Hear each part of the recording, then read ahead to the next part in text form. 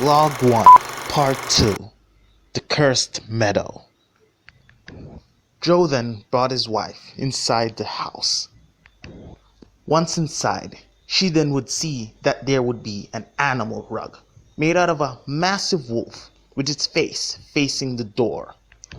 She would then look to the walls to see weapons of all shapes and sizes.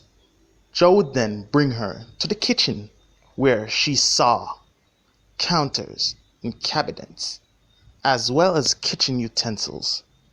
Looks normal enough, right? Until she also saw weapons along the walls. In fact, she guessed that the entire house was filled with weapons. She then saw a door to the side, and then she would say to Joe, "Joe, where does that door there go?" Joe would then reply, "That door goes downstairs to the basement cellar, ma." She would nod her head and say, "Bring me there, Joe." Joe would just nod his head and say, "Yes, ma." Joe would then open the door for her and both would go down there. Once down to the bottom, she would see that there would be shelves with weapons, books, and jars filled with parts of things that she just knew weren't human. She would, however, place her attention on the books that looked very much different from each other. Some had locks on them. The locks had strange symbols on them, as well as books. She would then turn to the weapons to see that a lot of them had the symbols on them.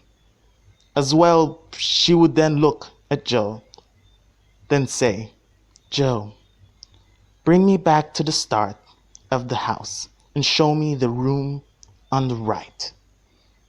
Joe then replies, "Yes, ma." So they went back to the start.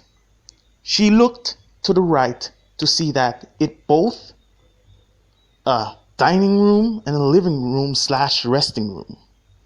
Even then, when you look on the walls, there was weapons as well as a skull of a creature with no eye sockets, no holes for where one would think where the nose would be, but it had a mouth with jagged, razor-sharp teeth, like they were made for killing and devouring their prey in the most painful way they could. She looked at it, scoffed, and left the room. Back to the start they would then go upstairs. There was 4 rooms, 2 bedrooms, 1 washroom or bathroom, and an empty room that she seemed to like. That room saying to Joe, "Joe, I will be using that room to practice my powers." Joe simply nodded and said, "Yes, ma." They would spend their time talking, getting to know each other, since we all know they got married in a hurry. Joe found out that she can hear and listen to the spirits. Joe would find out the reason she looked shocked when they first arrived is that her ancestors' spirits warned her that this place is sealing a great corruption. It tried to free it the moment I arrived here. Or she said, it tried to make me free it the moment I arrived here. Of course, though, I resisted and repelled it. I also saw the fact that something is holding it down, but it's weakening.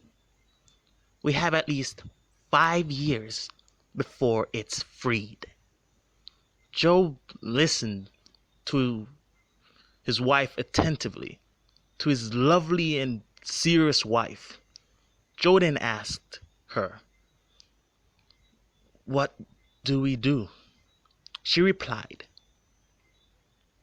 We train, we read the books, and we prepare for the time that will determine whether we live or die.